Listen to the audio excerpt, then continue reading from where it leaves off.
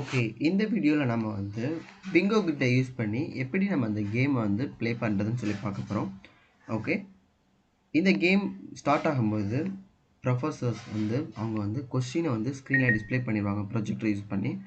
அங்கே வந்து 25 கொஸ்டின்ஸ் இருக்கும். ஓகே. இப்போ என்னோட பிங்கோ கிரிட்டில் இருக்க நம்பர்ஸ் எல்லாமே வந்து கொஸ்டினோட நம்பர்ஸ் தான் இருக்குது. ஓகே.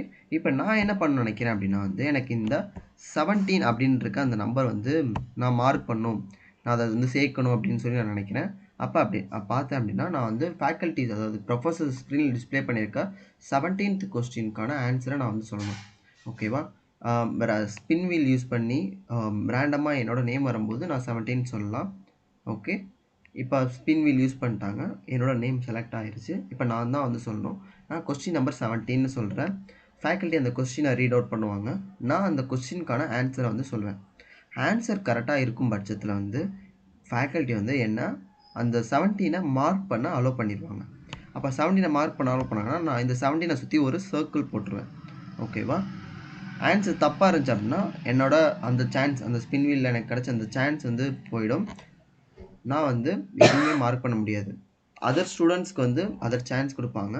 அவங்க ரேண்டமாக வேறு ஏதாவது நம்பர் சொல்லுவாங்க. 19, 7, 16 ஏதாவது ஒரு நம்பர் சொல்லுவாங்க. அந்த நம்பருக்கான கொஸ்டின் மேம் ரீட் அவுட் பண்ணுவாங்க. அந்த கொஸ்டினுக்கான ஆன்சர் கரெக்டாக சொல்லிட்டாங்க அப்படின்னா அந்த நம்பர் வந்து எல்லா ஸ்டூடெண்ட்ஸுமே மார்க் அவுட் பண்ணிக்குவாங்க. ஓகே.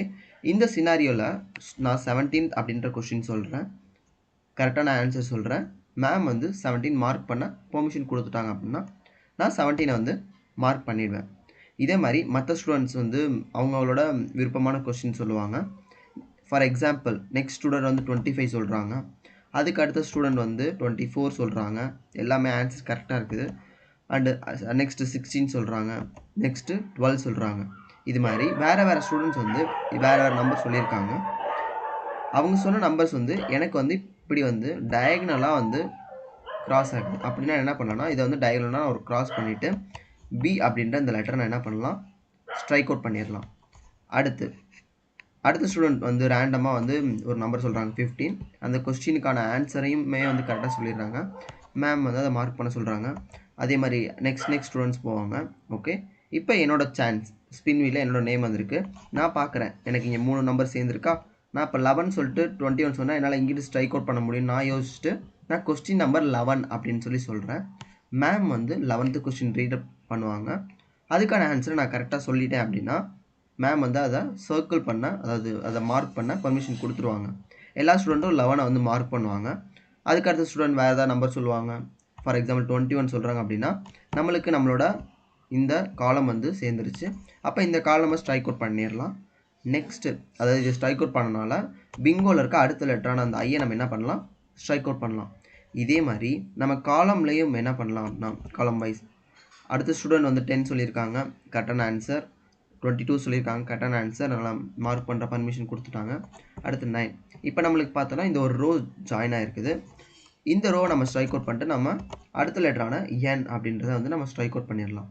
இந்த மாதிரி தான் நம்ம வந்து கொஸ்டின் சொல்லணும், அதுக்கான கரெக்டான ஆன்சர் சொல்லிவிட்டு நம்மளுக்கு பிடிச்ச நம்பராக மார்க் பண்ணிவிட்டு நம்ம வந்து சீக்கிரமாக அந்த பிங்கோன்ற ஓ வரைக்கும் நம்ம எல்லா லெட்டரையுமே வந்து ஸ்ட்ரைக் அவுட் பண்ணணும். ஃபஸ்ட்டு யார் ஸ்ட்ரைக் அவுட் பண்ணுறாங்களோ அவங்க தான் வின்னர்.